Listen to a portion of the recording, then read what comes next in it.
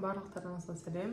Сіздермен Жансая, және бүгінгі сабақта біз ас қорыту жүйесі жайлы айтатын боламыз. Сонымен бастайық.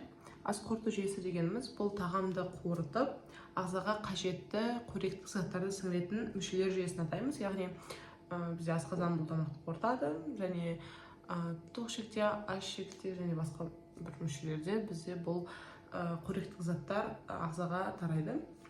Бұл жүйе адамның өсуі мен дамуы үшін өте маңызды. Яғни оның негізгі қызметтерін айтып кетсек, бұл тағамды сақтау, қоректік заттарды ыдырату, пайдалы заттарды қанға сіңіру және соңғысы қалдықтарды ағзадан шығару екен.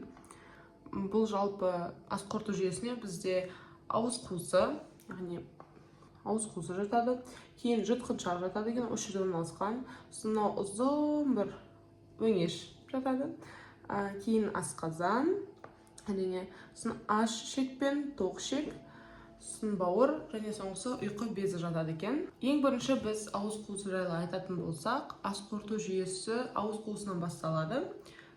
Бізде механикалық және химиялық жолмен қорытылады екен. Яғни тамақты біз тістеріміз арқылы механикалық жолмен қорытамыз, яғни біз оны ұсақтаймыз. Тістер тағамды шайнап ұсақтайды. Тіл тағамды араластырып жұтуға көмектеседі екен. Ауыз қуысында сілекей бездері сілекей бөледі. Сілекей құрамында ферменттер көмірсуларды ыдырата бастайды және тағамды жұмсартады. Яғни біздің сілекейіміздің құрамында амилаза бар екенін білесіздер. Көмірсулардың ыдырауына жауап береді. Бұл себептен бізде ауыз қуысында механикалық және химиялық жолмен тамақты ыдырату басталады. Келесі біз жұтқыншақ жайлы айтатын болсақ, бұл бізде ауыз қуысын өңешпен байланыстыратын бір мүше. Оның негізгі қызметі бізде тағамды ауыз қуысынан өңешке өткізу. Жұтыну кезінде тағам тыныс алу жолына түспеуі үшін арнайы бұлшықтар жұмыс істейді. Яғни бұл бізге жұтқыншақтың ас қорыту мен тыныс алу жүйесіндегі ортақ бір мүше екені жайлы айтады. Келесі бұл бізде өңеш. Өңеш бізде ұзын бұлшық түтік. Яғни міне, бұл бізде асқазанмен байланыстыратын бір мүше. Оның негізгі қызметі бұл тағамды асқазанға жеткізу. Өңештің бұлшықтары жиырылып, тағамды төмен қарай жылжытады.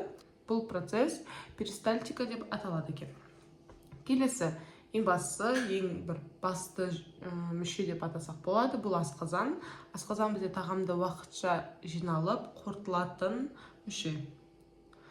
Асқазан қабырғасы асқазан сөлін бөледі екен. Бұл сөл құрамында тұз қышқылы мен ферменттері болады. Олар нәрауыздарды ыдыратады және зиянды микроорганизмдерді жояды екен. Асқазанда тағам араласып, жартылай сұйық күйге айналады екен. Келесі, бізде бұл аш ішек. Бізде ішектің екі түрі бар, аш және тоқ ішек. Қазір біз айтып кетеміз. Ең бірінші бұл аш ішек, бұл ас қорыту жүйесінің ең ұзын бір бөлігі екен бізде. Онда тағам толық қорытылады.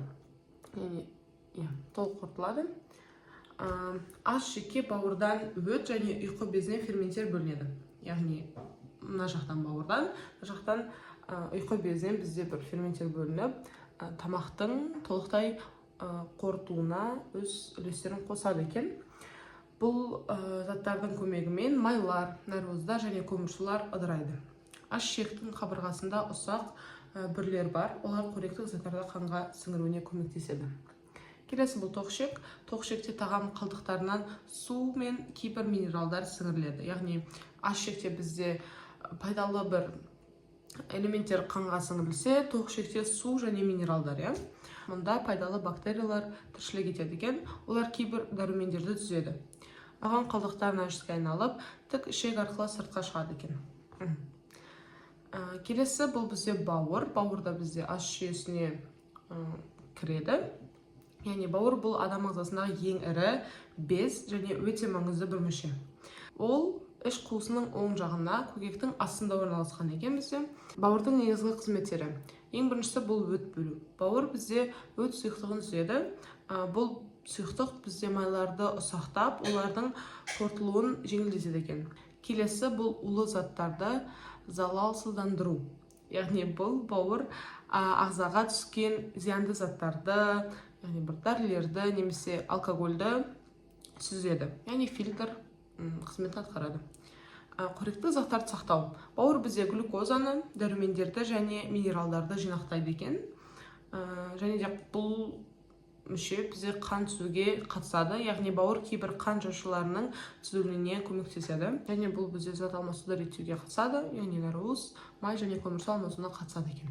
Және бауыр жайлы қызықты факт, бұл өзін қалпына келтіре алатын жалғыз мүше екен, жалпы біздің организміміздегі. Егер оның бір бөлігін зақымданса, қайта өсіп қалпына келе алады. Меніңше бұл өте қызықты факт. Және соңғысы бұл бізде ұйқы безі. Ұйқы безі асқазанның артында орналасқан маңызды бір мүше.